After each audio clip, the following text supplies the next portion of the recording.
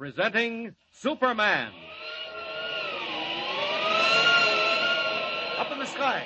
Look! It's a bird. It's a plane. It's Superman! And now, Superman, eighth wonder of the modern world. Visitor from a distant planet whose strength knows no limits, whose endurance is beyond anything humanity has ever known. We have seen how the child of Jor-El and Lara was placed in the rocket ship and sent on his way to Earth. During the long journey of the rocket ship to the Earth, the child has become a man. The rocket landed in a desert. Superman stepped forth full grown to explore this strange new world in which he found himself. Today, as our story continues, we find him hovering with his curious power above a quiet highway in Indiana. A trolley car is just pulling up the hill, and as Superman wheels and turns in curious flight, unseen below, a man and a boy come out of the shed that serves as waiting room.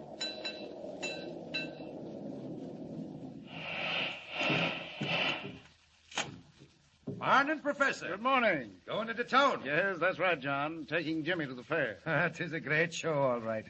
Well, I reckon you're my only passengers. Make yourselves at home. I'm going to get me a drink of water. All right. Why, Dad, we've got the trolley all to ourselves. Yes, regular private car. Where'd the motorman go? And just over to the spring for a drink. It's a mighty hot day. You'd better hurry or we'll be late. We can't start without the motorman. But we are starting. Look, Dad. The doors have closed. We're moving. Yes, what happened? Dad, I want to get out. The brakes. Something happened to the brakes. Let's get out, quick. Open the doors. They're jammed. They're tight shut. Dad, we're going faster and faster. We're going downhill.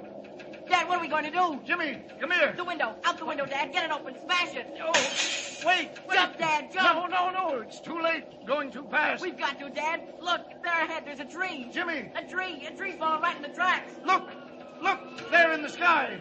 It's a man. Why, he's flying. It can't be. It's not possible. Dad, he's coming straight at us. He's swooping down. He's tearing off the roof. Dad! Quick! Grab hold of me. No, put me down. Let me go. Stop it. One under each arm. Out through the top. Hold on. We're going to crash.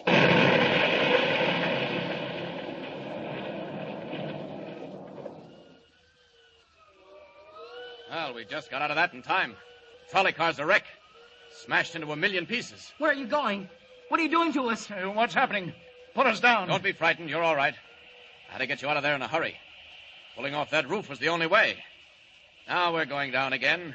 Down. There you are.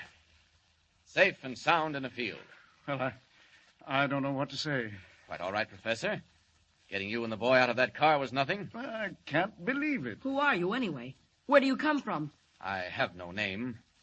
I come from a world that no longer exists. Here in this world of yours, men would call me a Superman. It's a dream. A wild, impossible dream. But, Dad, it happened. We saw it.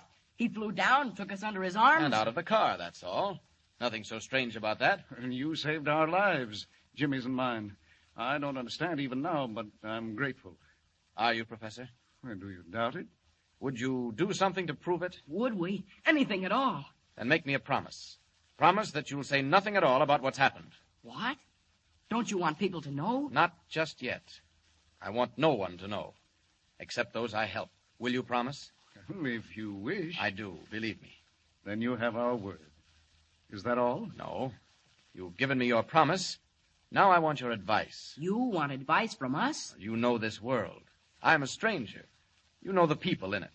But I have still to find them out. You want to meet men, is that it? Not meet them, Professor. Observe them. Study them. See them at their best and their worst. Know which to help and when help is needed.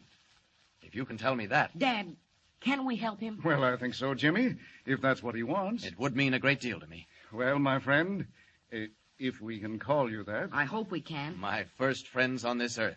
To mingle with people, to see men at the highest and the lowest, if that's what you want. Well, now let me think. Now, how about a newspaper, a great metropolitan daily? A newspaper? Well, yes, join their staff. Be a reporter. Oh, but you can't do it in those clothes. Not that blue costume with the cloak and shield on your breast. Gee, you couldn't. Jimmy, these are the cloak and the shield of Superman. If I become as other men, I shall dress as other men. Well, you'll have to assume some kind of a name. What do they call you? I have no name. Well, how about Clark Kent. That sounds all right. Yes, why not? It's usual enough. Won't attract attention. Clark Kent. Clark Kent. Yes. And about joining a newspaper. That should give me an opportunity to learn the troubles of men, to know whom to help, and when help is needed. I'll do it. Many thanks to both of you for your advice. Well, no thanks are necessary. If there were only something more... Just this. Remember your promise. Never to reveal my identity. And now, goodbye. I've stayed too long, and I'm off. Goodbye. Goodbye. Goodbye. They're right. Superman must become a reporter. A reporter by the name of Clark Kent. Clark Kent. I'll do it.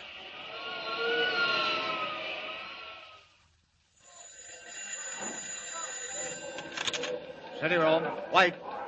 Listen, Chief. You better get somebody in that railroad story right away. Anything break? Looks bad. I don't know where your dope came from, but it sure was right. Where are you now? At the yards out of town. If I were you, I'd have somebody watch the man they call the Wolf. The Wolf? That's what I do, Chief. Watch him. Trail him. Follow him every minute. He's at the bottom of this as sure as you're born. Oh, hey, I gotta beat it. Someone's coming. So, Excuse me, Mr. White. That young man's still waiting. What young man? Oh, the one who wants a job? Well, let him wait. Who have we got that's free? McCann's on the coast. Grayson's down in Virginia. Most of the day men are full up. I knew it. Confound it's always the way. Something breaks and nobody to handle it. What is it, Mr. White? Railroads. Sabotage. I didn't believe it, but there may be something in it after all. If there is... Yes, sir? If there is, Miss Smith, it'll be the biggest story since Lindbergh. And me short-handed. Oh, what's the use? Yes, sir. About that man. Oh, send him in. Send him in. Yes, sir. Come in, Mr. Kent. Mr. White will see you now. Thank you. You want to see me? Close that door. Yes, sir. My name is Kent. Clark Kent. What can I do for you, Mr. Kent? Well, Mr. White, you can give me work, I hope. Work? On the paper? Yes, sir. I'd like to be a reporter. Oh, you'd like to be a reporter. What papers have you worked on? Well, none, sir, but Oh, you haven't. But you think you'd be a whiz. Well, I'm afraid I can't use you, Kent. You mean you haven't any openings? Not for greenhorns. I'm sorry if I'm blunt. But, Mr. White, even if I am a greenhorn, suppose I brought you a good story. And where would you get it? I'm afraid you'll have to excuse me, Mr. Kent. A really good story? Such as... Such as the complete inside on the man called the Wolf on the Western Railroads? What's that? You heard me. Do you want that story? Do I want it? Well, I should say I do. But look here. I think I could get it for you, Mr. White. What do you know about the Wolf? A little bit. Where did you ever hear his name? Connection with railroads, Mr. White. Oh, stop beating around the bush. I only heard the beginning of that myself yesterday morning. Not a paper in the country's carried a line, and yet... And yet I come in here and talk about it. I think I could do something with it, Mr. White. Now, look here, Kent. Mysterious secret messages have threatened to tie up every railroad in the country, beginning with the Western. For a while, the road paid no attention. And then the crack flyer on the P&R went off a bridge. Yes, I read about that. Yeah, naturally. But you didn't read about the warnings because they weren't printed. Weren't printed? No, and they won't be. Not until we've checked all the angles. And then this man, the Wolf. Oh, yes, the Wolf. Now, where do you come in? How did you get to know the Wolf? Excuse me. Sit your own, White. my friend, tomorrow night, the Silver Clipper leaves Denver for the west. It will not arrive in Salt Lake City. Hey, what's that? Who's this? I have been called the Wolf. Goodbye.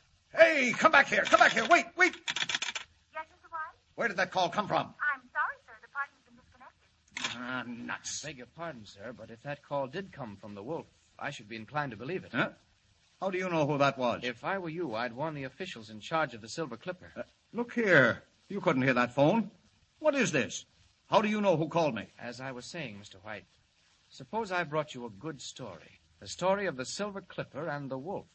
I take chances, Kent. I'm going to take a chance on you. Thank you, Mr. White. It's 2,000 miles. You'll have to hop a plane. I'll get there, Mr. White, in spite of the weather. Lord, I hadn't noticed the weather. Well, get to the airport anyway. You rang, Mr. White? Miss Smith, this is Clark Kent, temporarily attached to our staff. You'll note I said temporarily. Yes, sir. Kent leaves for the west by the first plane. Get him tickets and a $200 advance. Mr. White, all planes are grounded. That's all right, sir. I'll get there. Take him outside. Show him what he needs to know. Mr. White, I'd like to thank you. Oh, let it go, Kent. Let it go. You get a story and you get a job. You're either clairvoyant or the luckiest guesser alive. Either way, I can use you. But if you miss out, well... This way, Mr. Kent. Thank you, Miss Smith. Nice of you to show me around. Pretty lucky, I'll say. 100 good newspaper men walking the streets, and you step right into a job. I say, I am lucky. You wait in here. The anteroom of the cashier's office. Well, I really don't need an advance. Oh, playboy in disguise, eh? Wait here. Oh, what a rotten night. Don't fall out that window. It's 20 stories down. Beautiful view, even in the fog. You wait right here till I get your money. Then I'll introduce you to a few real newspaper men. Planes grounded. 2,000 miles to go. Sorry, Miss Smith. I'm afraid I can't wait. Clark Kent may need a plane, but Superman doesn't. Up with the window. And out.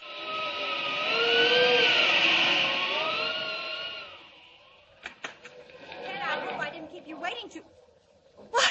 Miss Smith. Miss Smith. Oh, what's wrong? That man! Did he go out, that Clark Kent? Nobody went through the city room. He didn't go out. Well, I left him right here, the window. Oh, the open window. He went through it, and it's 20 stories down. He went out the window. Out the open window, 20 stories above the ground. In the wink of an eye, Clark Kent, cub reporter for the Daily Planet, becomes Superman, eagle of the sky, winging his way west over city and plain, river and mountain, through the storm-swept night. But will he be in time? Can he checkmate the strange figure called the Wolf, discover the plot, save the Silver Clipper, roaring toward Denver at 90 miles an hour? And remember, don't miss the next installment of Superman. Up in the sky. Look, it's a bird. It's a plane. It's Superman. Superman is a copyrighted feature appearing in Action Comics magazine.